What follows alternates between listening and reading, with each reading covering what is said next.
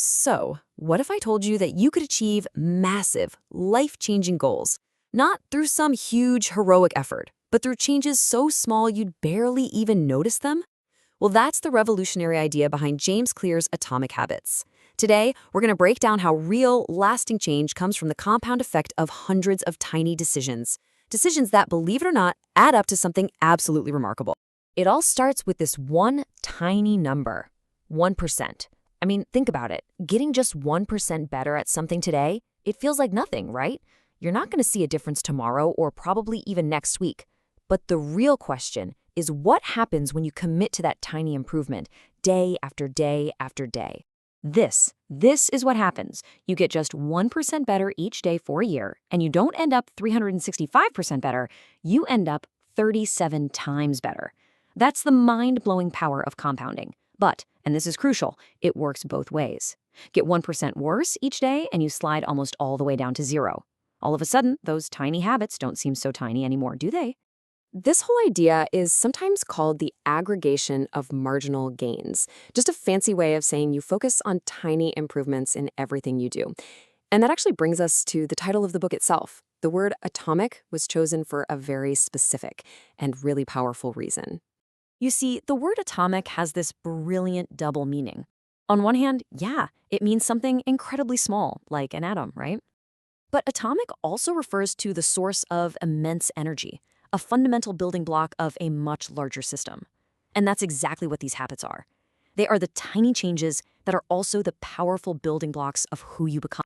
All right, now for what might be one of the biggest mindset shifts in the entire book. We are all taught to be completely obsessed with goals. But what if our goals were actually holding us back?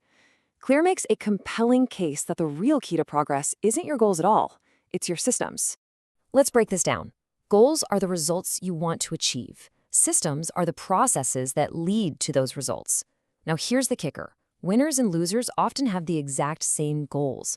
I mean, every single athlete at the Olympics wants to win the gold medal. The goal itself doesn't separate them. So what does? It's their system, the daily practice, the sleep schedule, the diet. When you focus on building a better system, the results, well, they just take care of themselves. And this takes us to the deepest level of change, your identity. Forget about the outcomes for just a second and focus on who you want to become. For example, someone trying to quit smoking based on an outcome says, "I'm trying to quit." Their identity is still tied to being a smoker. But someone who makes an identity-based shift simply says, "I am not a smoker." It's a fundamental change. The goal is never just to read a book, it's to become a reader. It's not to run a marathon, it's to become a runner. So how do we actually do this? How do we build these systems and shape our identity? Well, Clear gives us a super simple, really practical framework. The 4 laws of behavior change. This is basically the how-to guide for making or breaking literally any habit. Let's walk through them. First up, make it obvious. This is all about the cue, the little trigger that kicks off the habit. A really powerful tool for this is what he calls habit stacking. You just anchor a new habit you want to start onto one you already do.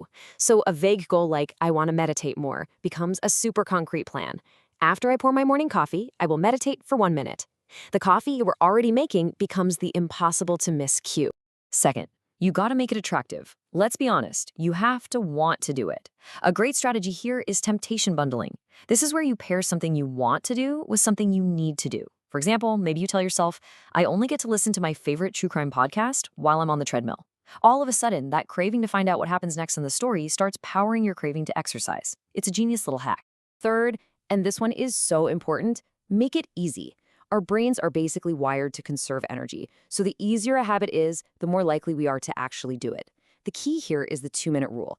Any new habit should take less than 2 minutes to start. Read every day becomes read 1 page. Go for a run becomes simply put on my running shoes. See, the goal isn't to do everything at once, it's to master the art of just showing up. Because after all, you can't improve a habit that doesn't exist in the first place. And finally, law number 4, make it satisfying. Our brains love immediate rewards. The problem? Most good habits, like going to the gym or eating healthy, have delayed rewards. So we have to invent an immediate one. A simple habit tracker is perfect for this. That little act of putting a big X on the calendar after you finish a workout, it gives you an instant hit of satisfaction. It's a little dopamine rush that wires your brain to want to repeat the behavior again tomorrow. Okay, so that's the playbook for building good habits. But what about the other side of the coin? What about breaking the bad ones?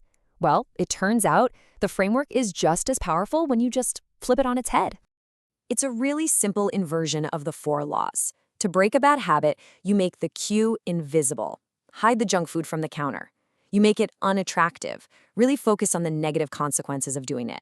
You make it difficult, add friction, like taking the batteries out of the TV remote.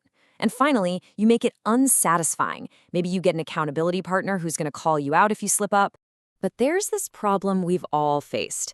You start a new habit, you're putting in the work for days, maybe even weeks, and you see nothing, no results. It is so frustrating. And honestly, it's the point where most of us just give up.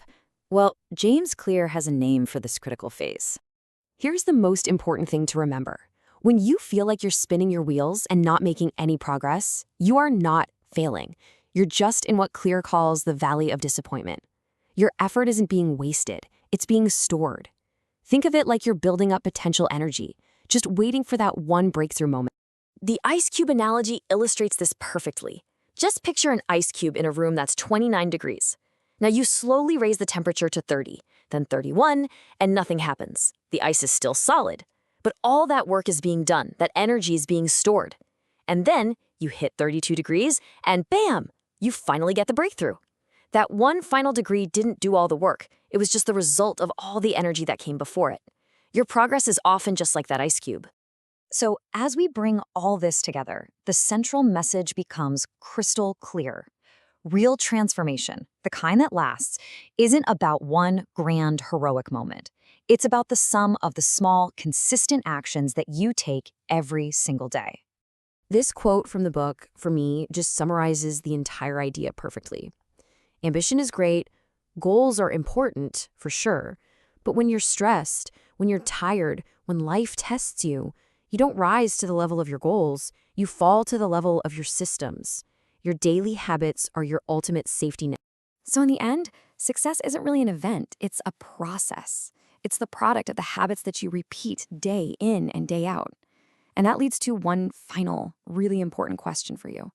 Forget about your big, audacious goals for just a moment. What is one tiny 2-minute system you can build for yourself starting today?